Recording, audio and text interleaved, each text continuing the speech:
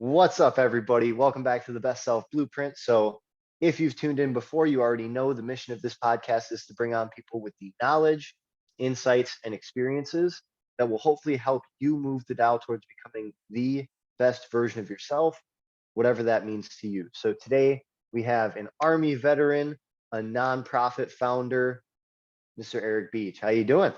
Doing pretty good. I do have to apologize. My chair is all of a sudden doing this where it rocks and it's never done it before. And so if I fall away and grab the microphone, do not be alarmed. I'm okay. I'm just trying to figure out how to sit in the freaking chair. All right, sounds good. Yeah, we're going mobile on this one. So if it looks kind of weird, that's because we're recording on my phone.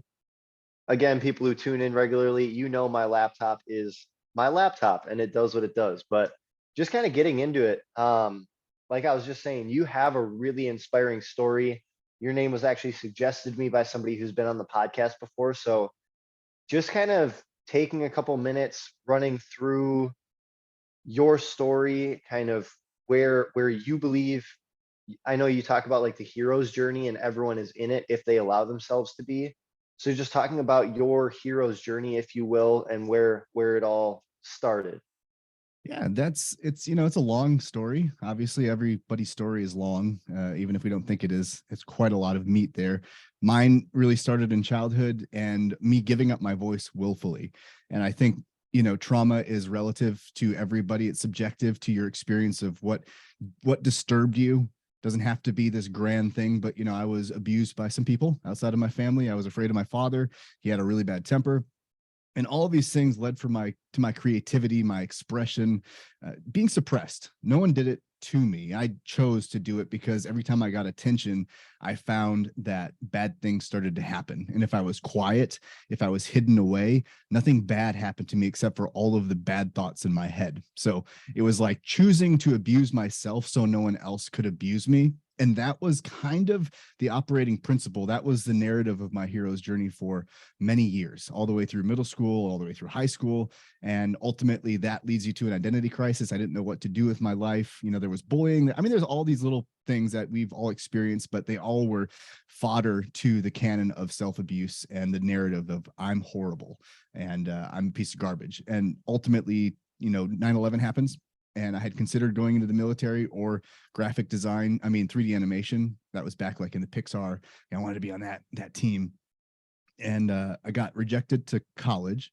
9/11 happens.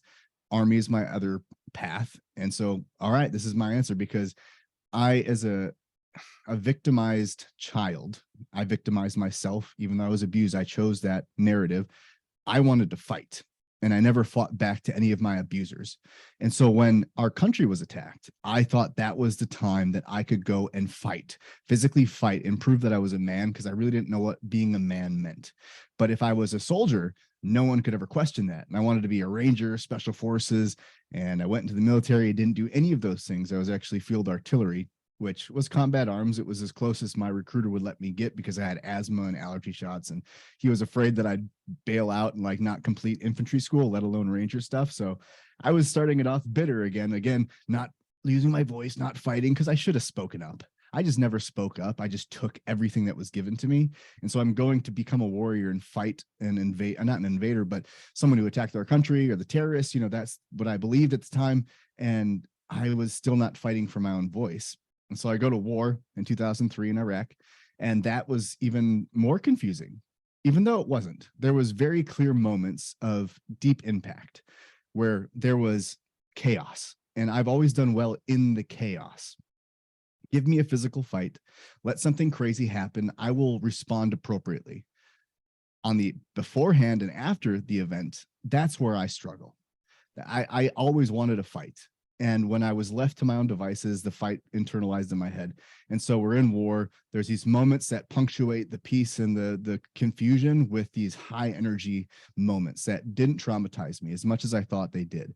And I didn't learn that lesson until I got out of the military in 2005 and tried to suppress all of the darkness that I was feeling, that I blamed on my military experience, that I blamed on moments of impact in war, and medicated that with drugs and alcohol. And believed that if I was drunk, I would be happy, and if I was high, particularly cocaine, I would not fall asleep, And when I did fall asleep, I wouldn't have nightmares because I was out. I'd been up for 2 days and I'm gone.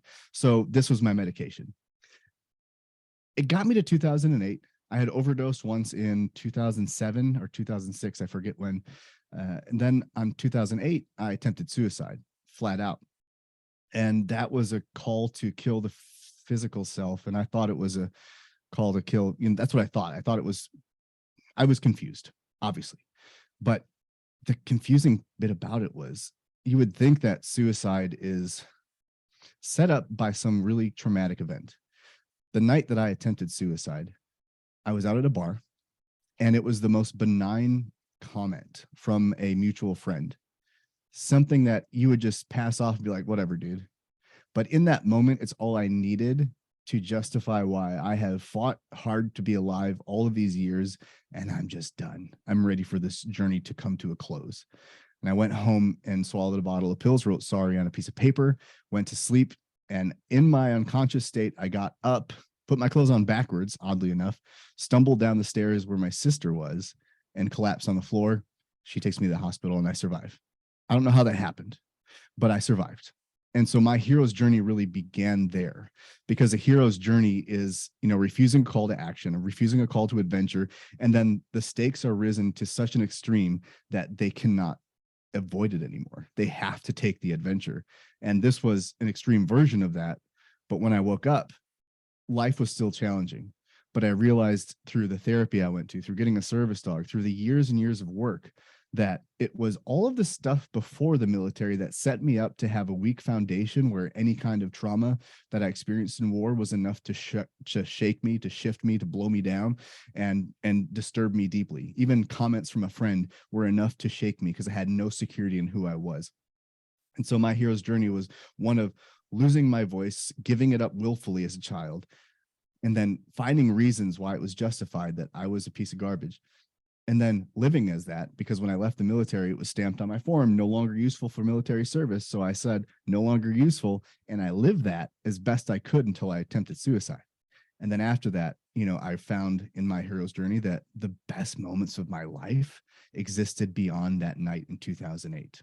And so that's what brings me here, starting a nonprofit, being a leader in K4 men's group, for being a strategic interventionist and coaching people on their own journeys, Ironman, being on TV, everything was on the other side of that, including me, my wife, and having my 2 children who, are a complete blessing and a way for me to heal the childhood that I experienced from my own device and give them a different set of skills, give them a new voice. So taking my darkness, unpackaging it, and then gifting it to them as wisdom. So that's been the summary of my hero's journey thus far. Yeah, there's a lot to unpack, as I'm sure you've already been told before and know yourself. But the thing that I'm curious about, and I hope that I navigate this properly and it doesn't come off the way that I'm hoping it doesn't come off, but in 2008, you go through that experience and you wake up. Was it an immediate, you woke up and there was like, when I have revelations, there are some times where I think of it like a slow burn, and there are other times where I think of it like someone snapped their fingers and I woke up? Was it more of literally you woke up and you were flooded with this idea of, all right, I need to own this and like move forward and go all in? Or was it more of a slow assimilation back into finding your voice? Yeah, I wish it was immediate, but it was a slow burn. I woke up and immediately, I can't say it was because I hadn't changed enough, but I lied in the hospital, literally and figuratively, I guess. But I woke up and I had apparently scratched my face up with, I don't know what it was, but I had marks all over my face and all over my chest, like I was clawing myself. I don't remember doing it, but they were asking me, because they knew I had overdosed. It was a suicide attempt. I denied it to them. I said I was doped up because they're giving me different meds and stuff. So I don't know if it's this or why, but I said that I think I have a cat and he must have scratched me. And it was an act. So they were like, probably, oh, this is ridiculous, but I was making excuses. And then they sent me to the psych ward. And as I sobered up, I And I made excuses. I lied. I manipulated the system to get out of there early instead of staying. And I'm like, oh yeah, it was just a mistake. It was I took 2 pills and then I went to sleep and I thought 3 hours had passed, but it was only 2 minutes. And so I went and took two more and and I just did that cycle. And all of a sudden I'm in the hospital. So they believed me at that time, the social worker, and says, oh yeah, it's just a mistake. We'll make sure to get you out early. It happens. And I was like, yeah, it just happens. When I got out of there, I did go back and want to go back to my old ways of drugs and drinking. But the shift was I was living with my sister at the time who, we hadn't been that close. And she had just gotten out of an abusive relationship with her at that time husband, now her ex-husband. And there was something about the fact that I did that to her that really hit me. And it wasn't, I wasn't different. I wasn't all of a sudden happy and, oh, life, I have a second chance.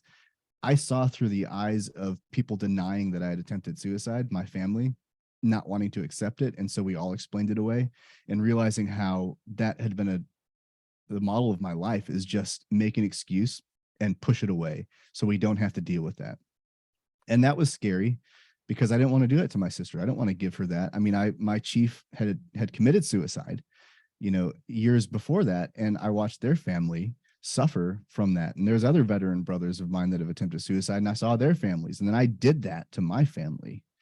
And so it was a slow burn of realization of like, this can't be what I do to my people who have loved me, who have supported me. And so that was, about 4 months or so of just really stopping going out to the bars. And I was dating, I was with different women, and stopping that and saying, I'm just going to be single and work on myself a little bit here. And that's going to be my life. And then 4 months later, I want to say, I met my wife. And it was just like, that moment was the aha moment of when I give up control, when I give up all my expectations and just strip my life down to the root of what I need to do to survive and exist, and just find contentment in that, the universe blesses. And I was in a position to receive the most powerful woman I've ever met, who, when I had not a flashback, but they threw firecrackers into a fire and I ran away from it because I had a reaction and was embarrassed. She ran after me and wrapped me up and just hugged me. And no one had ever done that. So that was truly the aha moment, was when someone ran towards me and my trauma and my shadow and my problems and held me tighter, instead of calling me saying, you have blood on your hands, I can't see you anymore.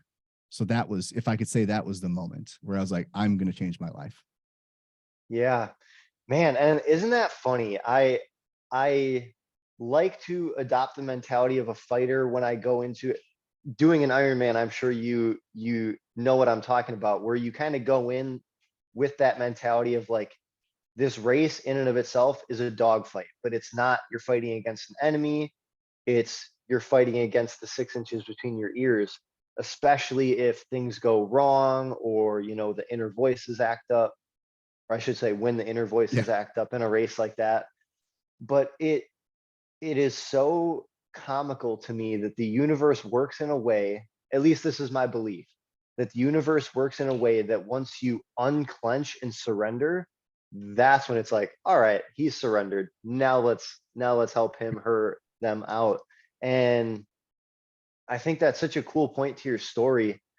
I'm also curious. So you talk about there was that slow burn, right? The 4 or 5 months where it almost went from like contemplation of like avoidance to contemplation of, all right, what does it really take to start turning this thing around? When you talk about beginning to work on yourself, there was the addition by subtraction that came from stop doing these things, stop associating with these people. But when it actually came to addition by addition, and whether it was reading books, talking to people, immersing yourself in new environments, what were some of the key things that helped you with your mindset? Yeah, that would be, at that time, physicality. I read some books. I went to some programs that was helpful too. I was in therapy. I mean, that was a big one too, is on the other side of that is going to therapy and finding, and a key point in that is I had 8 therapists before I found one that worked for me. So I that was a continuation of a process of, even with my wife, I was, blackout drunk almost and had a flashback, and they took me to the ER, and the doctor, after I don't know what they did to me, but sobered me up a bit, gave me some stuff, charcoal, and I don't remember. But the thing I do remember is him telling me, like, are you in therapy, or asking me that? And I said, no, not now. I haven't found, I don't like my therapist. They don't help me. And then he said, if you went to a mechanic and they didn't fix your car, would you keep going to the same mechanic, or would you try to find another mechanic? So I go to a different mechanic. He says, so why won't you do that for yourself? And that that statement, I was like, phew, okay, you got me. And so I went and looked, and I found my next therapist, who then, that's where reading came into it. That's where he started giving me resources. And ultimately, my wife was a big part in that, where she, because I had lost my job too, twice, two jobs in a row. And so she started her own business of photography, and then asked me if I would like to get into filmmaking, because that was a huge passion of mine for my whole life, and I never really got to do it very much. And I was like, yeah, I would love to. And so I worked with her in our business and started to connect with passions. And I think that's the key, is reading. Yeah, fitness at that time, a little bit, but the biggest thing was connecting to passions that I had given up in childhood. And just, like I said, stripping everything down to that boy who never got a chance to speak, and so getting into filmmaking, and then finding that as a place for me to pour out my desire to learn, because we have to have that desire to learn, like reading books. But if you don't care about what you're reading, who cares? You're going to hate reading, and you'll turn yourself off to the thing that actually is going to help you move the needle forward. And so finding that passion of film, and then getting out and making documentaries, and taking photographs, and learning about the exposure triangle and all this stuff, made me hungry and made me hopeful that I could find a path in life. And maybe that wasn't my path, but that was the key thing that really turned me on to what else is there. And that led me to being open to different experiences, like the service dog and Save a Warrior and these 5-day programs. And then, I mean, there's a lot there, but that was the catalyst, is getting hungry to learn and finding something that fed my appetite. Mm, yeah, that's powerful. And that is so true. That's something that, and I am someone, I love to read. I love to listen to podcasts, obviously. I love the knowledge that comes from watching people who have done it, reading the quotes, the tools, the tactics of people who have done it, but there is no replacing going and doing it. And so talking about, like, if you are passionate about something, or if there is something that you want to go pursue, even if you don't know what you're doing yet, it's like, some people say it's like ready, fire, aim. I almost think it's fire, aim, ready. Like, Mhm. you fire the shot, you get into it, then you start aiming and figuring out, now that you're on the path, how do you course correct? And then eventually you get to the point where you start to feel ready and feel confident. And it sounds like you did a really good job of not not letting kind of past thought processes stop you from going in and at least trying out these new experiences, going in on the passions. Now the next part that I'm really curious about is, so you went through the crux, right? Kind of the dark night of the soul. Mhm. From there, you got out, you started pursuing your passions, you kind of found your stride, right? You're starting to find your voice.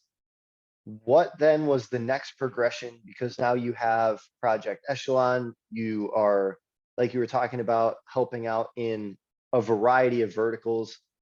What what was the next transition point that gave you the confidence and the inspiration to go from, I need to get me right and get me in a place that makes me feel fulfilled, happy, peaceful, at least, on average, and then take that and say, all right, now it's time to expand that to beyond myself. Mm. That is going to be all about relationship, just like my wife led me to empower me, like relationships that empower you, because I had a lot of relationships that disempowered me or empowered the bad behavior.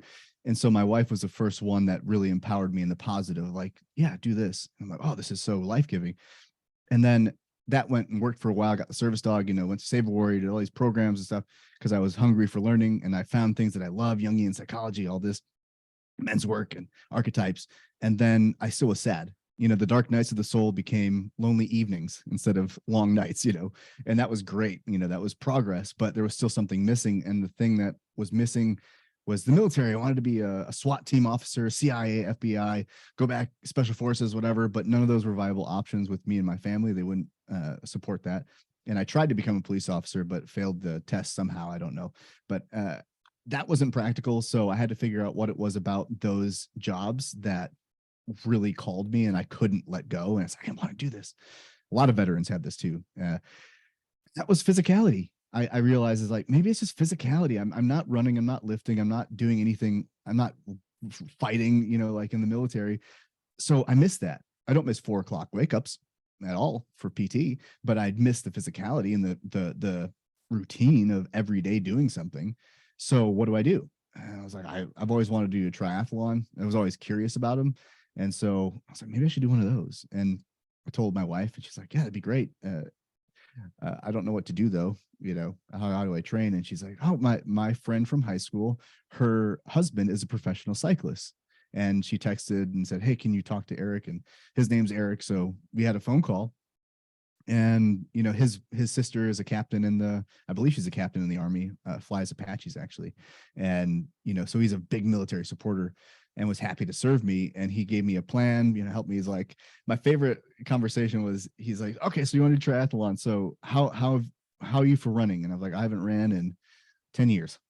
And then, okay, well, swimming, you're good in swimming. I've never swam. Okay, well, what bike do you have? I don't have a bike. And he's like, well, we're off to a great start. So it was like truly from the base of nothing, not even running a mile to choosing a sprint triathlon. So it was short distance. I knew I could do it. I was pretty confident if I learned how to swim. And he'd walk me through that, help me find a bike and all of these things, get me a running plan and whatnot. And I finished my first one and loved it. And then went on to do another. And then I went to do Ironman. Like I worked up my way over 2.5 years to Ironman level.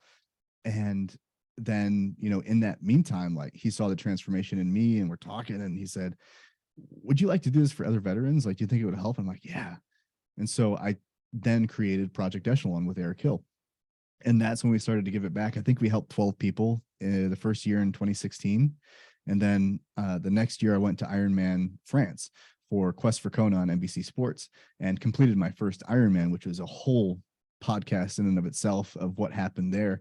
But then that opened up the doors to helping more people, got more visibility. The team started doing better. And this year we just went up to UCI. So we've went up in rank for our professionalism of our team, which is super exciting. And then we just found a whole world of people who were hungry internationally for what we were offering, which was professional athletes mentoring veterans. And so we've been doing that. And that just gave me a platform to keep talking because I found through all of that process, sharing my journey, I'm not an influencer. I never was on Instagram, but it was my video or my diary that I shared with people because I found the more I could, through confidence and strength, share from my scars, the more I rid myself of shame that was locked deep in my heart. So it was really all about using and discovering that my story, the life I had led, just sharing it authentically, led people to take that same journey. And that became incredibly wonderful. So through my nonprofit and through my personal efforts, I just really got turned on to this. If I do these things, if I go through these crucibles, I'm going to have so much gold to give to my community. And the hero goes out to get the gold or the Holy Grail. And whenever they find it, they come back to their kingdom and they give it back. Whatever that is, whatever transformation occurred, they give it back. And so that's been my path.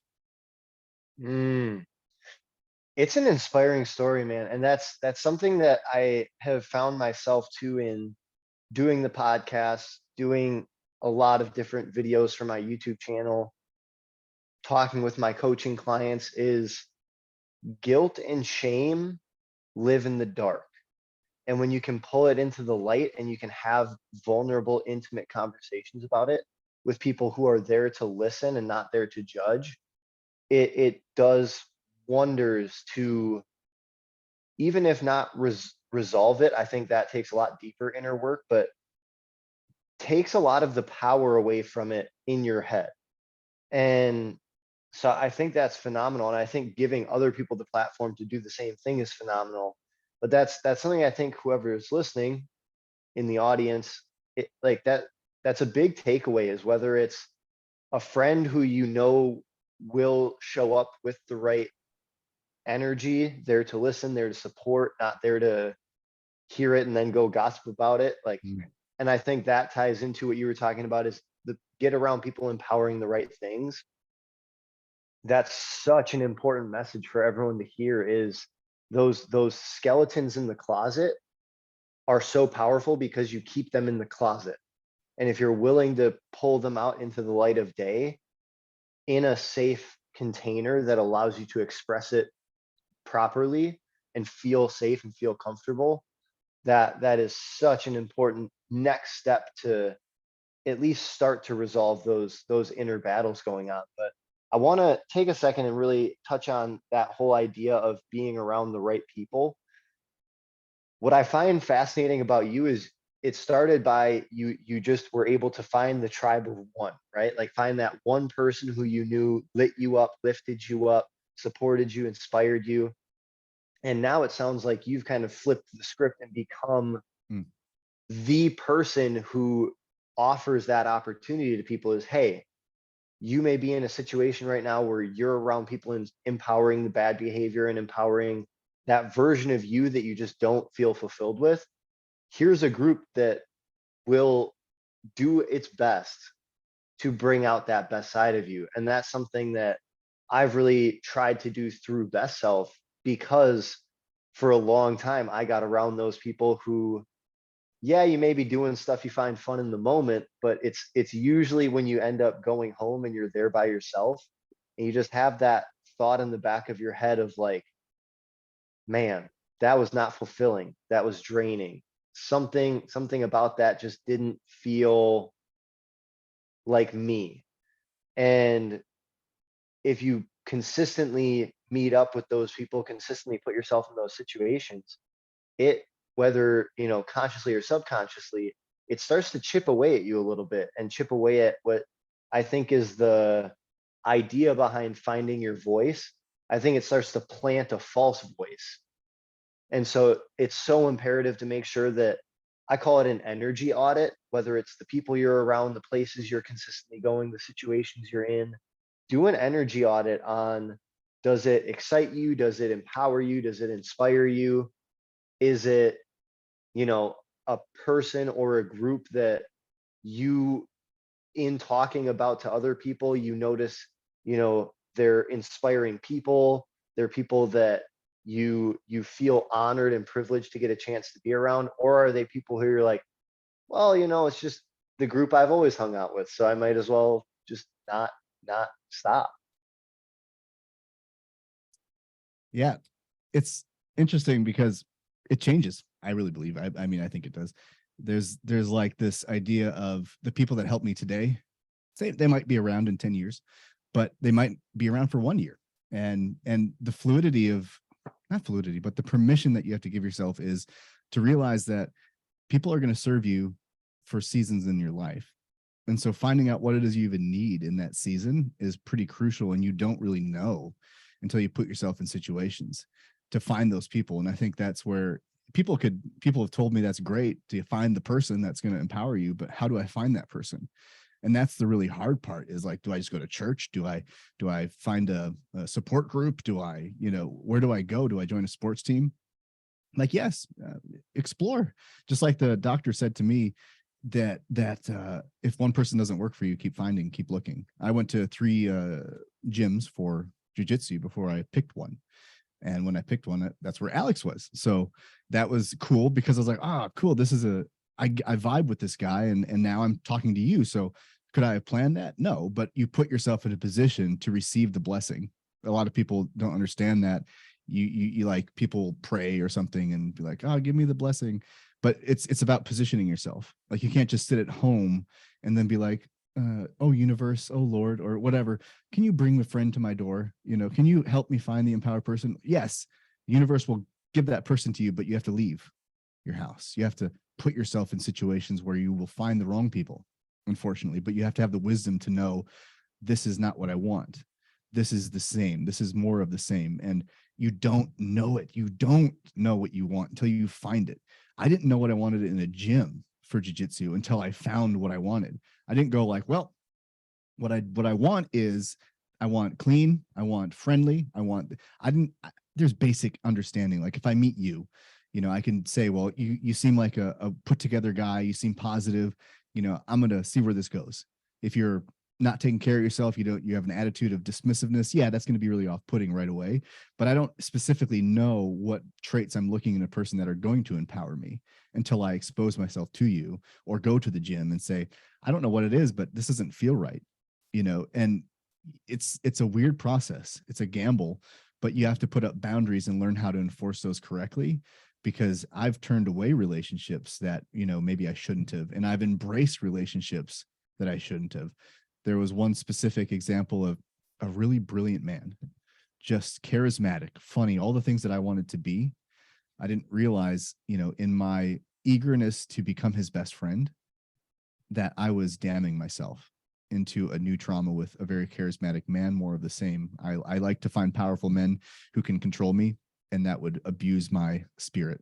And so becoming aware of that and my desperation to seek approval is the other guiding principle that I look at. And so if you're looking and you're trying so hard to capture this person's attention, check it, because you're going about it in the wrong way. Like this should be with ease. It should be with ease and surrender that you find people who empower you, that they don't require you to cater to their ego. And as soon as you don't do that, all of a sudden they're like turning the heat up on you in a negative way. Like, hey, you know who I am?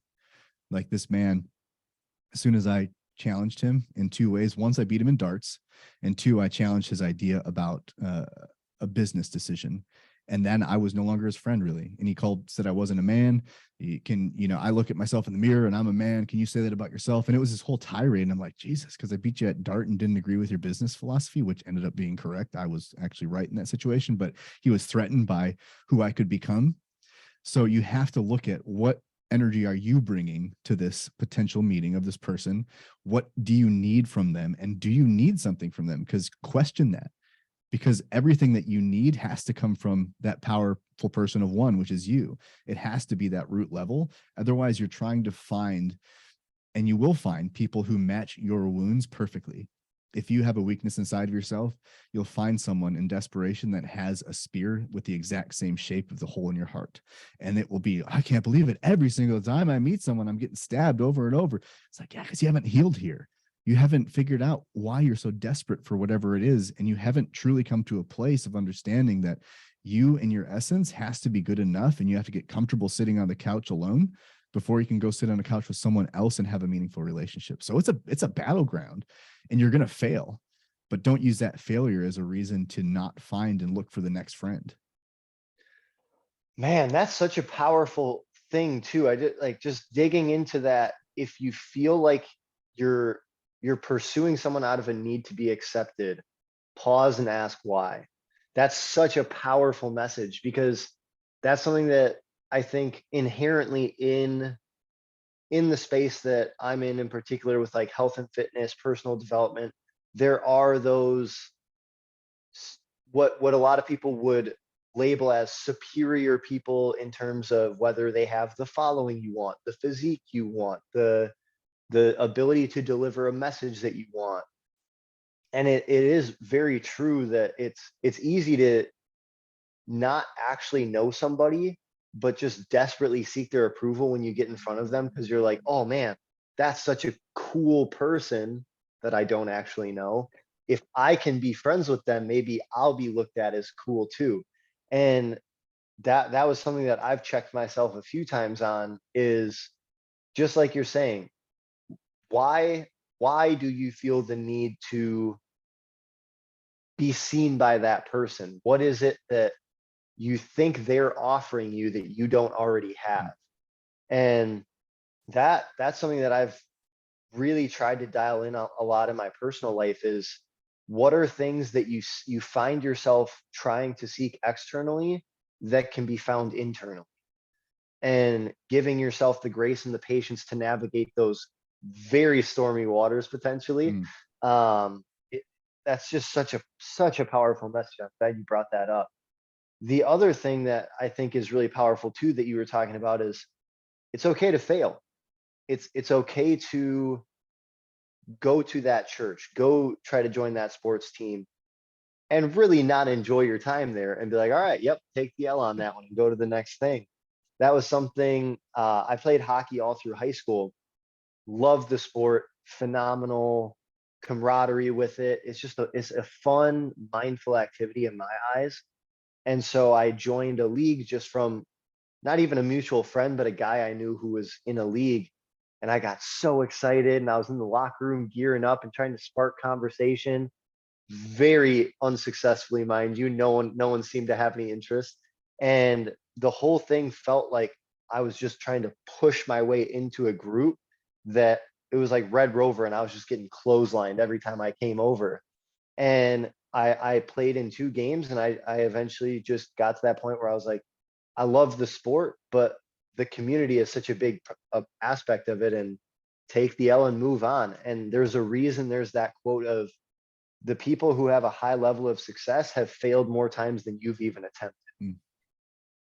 It's because they're willing to show up failure after failure after failure with the same level of enthusiasm for the success, and just not let those past, and I have a hard time even using the word failure, but those past experiences take away from what's the objective here. Yeah. Well, I think you said it there. It was in a way that it sparked something in me is, when do you fail? Like Ironman is what came to mind. I completed that race. I almost didn't in Ironman France. I was very undertrained, but I had failed for years in my workouts. When I first started in that, I couldn't complete a mile. I failed to complete that mile. And then when I could run the mile, I was succeeding. I wasn't recognizing that I was succeeding where I failed, and that I had continued to develop mastery by doing it every day, every other day. I just saw, okay, I can run a mile. I didn't even process it, but I can't run up this hill. I stopped 90% of the way up.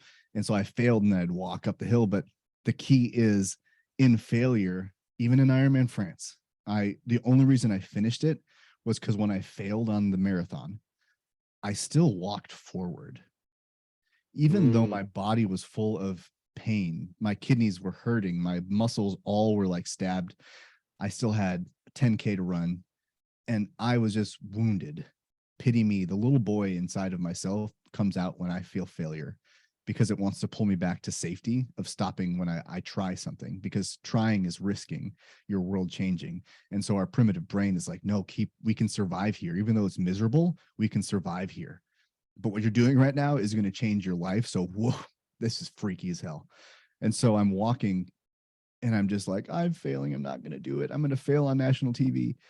But I kept walking. And then I'm in France, so no one spoke English until one person did. And my watch is dead. I'm like, how much time do I have left? And he said an hour and a half or whatever it was. I forget. But I was like, oh, and then I started running, and then I was in too much pain. So I walked and I ran and I walked, but I always made forward progress. And it's the thing with failure is, as long as you're walking forward, you're still making progress while you think about the failure. Like, you're going to reevaluate whether it's success or failure. I like to think of the hero as the one who looks at the wall and fails to climb it, and then goes back and thinks of, like, what can I do differently? And the hero is also the person who goes and climbs the wall and says, how can I do that better?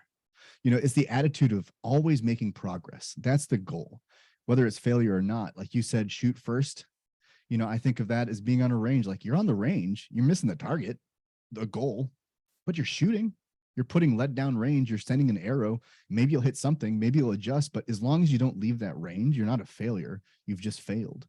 And so that's what I like to operate as my principle is, just, it's steps. I've been healing my PTSD, my depression, my anxiety for years. And there's a certain level of acceptance of, maybe I'll always have some of that rooted in me somewhere. But once I accepted that, and realize it's not my failure because I should be healthy now. I should be this supreme ultimate being. Then I was like, oh, there's some grace there. There's just this little nuance to my personality that is actually going to let me help people, but I just have to keep walking forward. And every time I lay on the floor because I'm depressed and I go, nothing is happening to me physically. It's all in my head. There's nothing. Financially, I'm okay. Physically, I'm okay. Relationally, I'm okay. Professionally, I'm okay. But I'm on the ground on my kitchen going, what's wrong with me? I have to say, get up and do the dishes. Just get up and do the dishes. And then go clean the living room, or then get your kid to school. Like, it's just simple, small little steps. Like, you just got to keep making those steps and realize that you're okay. And then you're never a failure. Yeah. Yeah. My thought process around failure is very similar. I think of when I really think of my definition of failure, I think about it as stopping the pursuit of a goal. So as long as you're in the pursuit, I don't believe you failed. So let's just take it for race example, because that's where we both know very well. I think about it as, let's say someone signs up for this marathon and they DNF. They don't finish the race, they get pulled out. I think a lot of people would look at that and say they failed to complete the task. But in my head, if that person, even DNFing that race, they leave that race knowing I'm going to go back and try again, I don't consider that a failure at that point. To me, it's once you have truly thrown in the towel on the pursuit as a whole, that's where I think of it as failure. And then I filter it one more time, because the other thing too is sometimes it is necessary to walk away. And yes, I would label that as failure, but sometimes failure is the price to pay to avoid a toxic situation or doing something that's potentially really risky and not really worth the ROI. And so I have a fairly complex definition of it, but it's exactly like you were saying. I think the important thing to measure is, are you still in the pursuit? Why are you still in the pursuit? And are you, whether at an astronomically fast or astronomically slow pace, progressing towards the accomplishment of said pursuit? Mm. And that's such an important thing for people to hear, especially a big portion of this podcast being a health and fitness podcast. It's so easy, whether it's with strength training or running or a combat sport, jujitsu, there are certain times where it feels like you're just kind of doing it and not really getting much better. But every practice, every rep, every time you show up, you're getting the experience that compounds. And it may not seem like every time you roll in jujitsu or every time you do a bicep curl, it's like, oh snap, I just got way stronger, way better, way more technical. But you're getting the reps, you're getting the experience. And really at the end of the day, if you show up, you have the intention, and you're relentless in the pursuit, you're winning in my book. Mm-hmm. Dude, there's so much good there. Like in jujitsu specifically, where I rolled with Alex, I think the last class, and the concepts were so complicated that I could not apply them. So I was hard on myself and felt like I was failing. And then we went live at the end and we're doing some positional drills and stuff. And I'm standing up. He has me in the guard, and I noticed my foot was in danger of being swept. He could grab my ankle and put me down. And I moved it just as his hand came to catch my ankle. And I held on to that silly little thing, going, see, I made a connection. I knew I was in danger. That's progress. It's been a month of training, and I'm excited that I moved my foot back, because I have years, the rest of my life to figure out the rest of it. But you have to find those little moments. And there's this thing called hightailing in the wolf world. And when they're in a fight and they realize they're outmatched, they'll run away, but their tail will be up. And it's an act of saying, hey, I know I'm not beat here, but I know this isn't going well. So I'm confidently walking off the field of battle. So they recognize that and say, okay, I'm not going to go kill you, because you're voluntary, you're tapping out, like in jujitsu. And that's a really important concept to make, where even in Coeur d'Alene, I went to Ironman 70.3 and I DNF'd in the first 500 meters of the swim because I had a panic attack. I could have, they were pushing me to keep swimming, but I felt like I couldn't breathe. and I wasn't about to swim 1.2 miles without feeling confident that I could breathe, and my arms were numb, and it just freaked me out. So I voluntarily stepped off the course, and that hurt. I cried. I wept. I was ruined. But I also knew I had Ironman Wisconsin 140.6 in the next couple of months. And so in that failure, in hightailing it off of that course, I realized what I did wrong because I assessed it after the grief and processing all of the bad emotions and letting them out, because you can't keep that in. You have to let it out in a healthy way. I could assess why I failed. And I was so scared to go back and do double the distance when I had failed the first 500 meters of the swim. And then when I went to Ironman Wisconsin, I knew that failure and I knew what I had to do to stop it. And I applied it and said, screw the time. I'm going to finish. I'm not going to PR, which I did PR, but I just took that swim so slow. And then one step at a time, get on the bike. I crashed at mile 3 around a corner. And I thought, oh, great. I made it to the bike and now I failed. But I picked my bike up, wiped off the blood, got on my bike. I lost vision in my right eye because the wind was drying it out so bad. So I went blind in one eye and I was like, keep going. And I ended up finishing the whole race. And I felt pain, but not like France. I didn't go to the hospital or anything. So there was progress, but it just is like that failure could have made me not show up to Ironman Wisconsin. But after the grief, you start looking at things and assessing what you can do differently going forward. And that's the path of the hero. That's how you take failure as a hightail versus I'm a piece of garbage. Perception is everything. And I was listening to a talk that actually one of my clients sent me about a Navy SEAL who he was talking about this whole concept of like, no matter what, never quit. And a big piece of that was understand that there's a difference between reacting and responding. Most people react and then just cement on that, as opposed to your mind, your body will have natural knee-jerk reactions.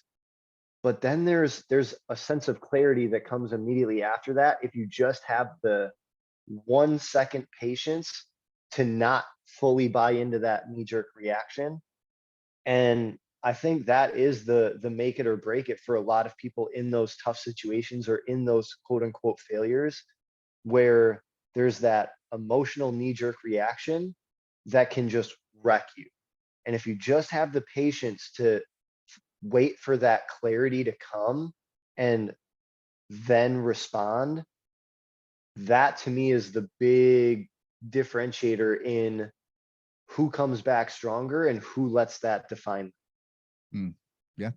And that's, I don't go to church. My wife is a church lover and I kind of walked away from that, but I took lessons from it. And one of them was, like I said before, put yourself in a position to receive the blessing. And that's what you're talking about is, on the other side of trauma, on the other side of failure, there's an emotional response. It's our body's way of processing something, and we must process it. Otherwise we suppress it. And then it gets stuffed into this darkness, into the mud. And when we go to pick up that emotion, when we go to pick up that memory, it's rusted now, it's ugly, and it's not what it really was. And so learning how to, on the other side of failure, let it go, like get somewhere quiet. I have a friend who he's an adult man, but his process for him is throwing a tantrum physically, punching pillows and slamming the bed and like a kid. But and he does it 3 or 4 times in private. And then he can balance. He's regulating his nervous system. Like I primal yell. I go out in the car where no one can hear me and I just scream whatever it is that I want to say to this person. So I don't say it to the person. And then when I go back to the person, I have balance, I have peace, and now I can have a conversation, but my primal brain is ready to fight. And I know that about myself. It's not a bad thing, but in accepting it and finding protocols that regulate myself without shame and without impacting other people in a negative way, I find myself a lot more able to not get to that primal state of the amygdala just firing and me blowing my lid. So it's process of time and time again going through it. And then you learn, and those valleys and peaks kind of flatten out a little bit. So we don't have that need to just explode all the time or resist a situation that could trigger us, because my realization is that those triggers are what leads me to triumph. That is a good one. All right. So there's been a lot of good stuff in here. I will start to wrap it up, but I've had a question the past few episodes that just as a curious human being, when I sit down with someone who inspires me, I love to ask this. So I think it says a lot about your insights on just the general population of the world. So let's say I gave you a microphone that you could speak into, and every human being on planet Earth could hear what you have to say. What is a message that you believe people just in general need to hear right now? Or just whether it's an inspirational quote, a truth, something that you've kind of seen through your journey. What would you say into that microphone? The Packers are a good team, damn it. Okay. But for real, the real message would be, it is not your job to decide if your trauma is more traumatic or less traumatic than someone else. It's not your job to decide if you're worthy of healing, if you're worthy of looking at the things that have affected you in life and healing them or suppressing them, because someone has it worse than you. It is the worst thing that we can do. Your journey is yours and yours alone. Do not use it to justify why you don't deserve healing, why you'll never achieve whatever it is you want to achieve, because you don't have it bad enough. You just have to accept that you were bothered by something. And because you're a human being and alive and it bothered you, you are worthy of sitting with it and figuring out why it bothers you and what you need to do to heal it, because it's not about anybody else. This is about you and you living and taking the most empowered next step. That's the key. So don't justify, don't judge yourself. It's subjective. It's your reality. You have to process it as such regardless. Do not compare yourself to someone else, because guess what? My traumas, I've sat with people who have been horribly abused beyond what I can fathom. I've been with people who have been through traumas and don't get impacted them nearly as much as I've been impacted by the same ones. So that's great. Good for you. I have to do what's right for me. I have to accept what's hurt me, and I have to heal that. And that is your responsibility. And you're right. Responsibility is such the perfect word for that too. All right. That's a phenomenal message, by the way. And that's one I'm grateful to see that more and more people are talking about, that it is relative. It is as unique as your fingerprint. It's something that the logical mind is not going to be the anchor point to determine how to rank it, right? And so just avoid comparing altogether, because there is no quantifiable or quantifiable logical metric to determine the impact of any trauma that you've had. So I think that's a phenomenal message. And now the last question I have for you, just to wrap a neat little bow on all this. So for you right now in your life, what is the next step or next thing for you to step into being your best self? Ooh, yeah. So I just started this 2 days ago. Actually, I've been developing a system for what I consider the three things that we own in this life are our mind, our body, and our story. How we use our mind and body writes our life story. So let's write the most empowered one possible. So I'm developing a framework, and I'll be launching that next year. But yeah, so it's really developing and taking my coaching and my men's work career and taking it to the next level and going pro with that, versus kind of the last year has been really spent fleshing that out and understanding what I want to do to make an impact. So now it's time to really get serious and go pro. All right. Go pro. Drop the mic. Heck yeah, man. That was a phenomenal conversation. And I seriously, kudos to you for being so open and vulnerable with your story. I understand that is such a difficult story to navigate, and to be able to articulate it as well as you do just goes to show how intentional you are about understanding your story, understanding yourself, and making sure that you're using the story that has been your life to make a positive impact on it on a big scale. And I really do think you're going to do that, and I can't wait to do anything I can to help out in that pursuit.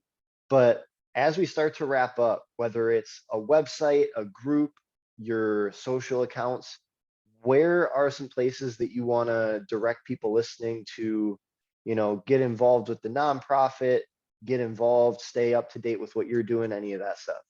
Yeah, I would say there's two. The website, projectechelon.org. The Echelon is Echelon. So that's where all the nonprofit work happens. Also, Project Echelon Racing on Instagram. And my Instagram is Eric D Beach.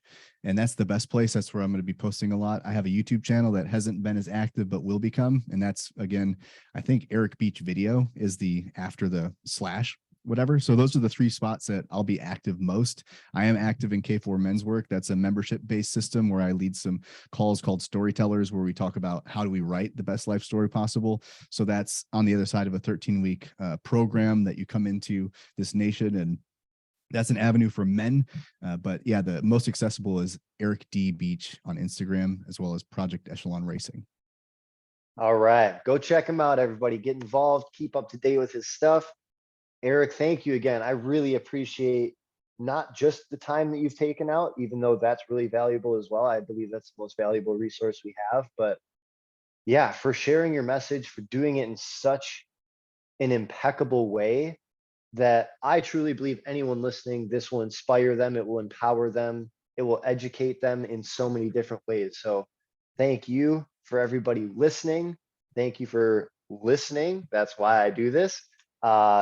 The whole YouTube spiel. If you liked this video, click like. If you are not subscribed, click subscribe. And then any questions, comments, agreements, disagreements on anything we talked about, definitely throw it in the comments. But Eric, thank you again. Much appreciated. It was a good time. Thank you very much for having me. You bet. All right, everybody. Until next time, take care. All right. Yeah, cool.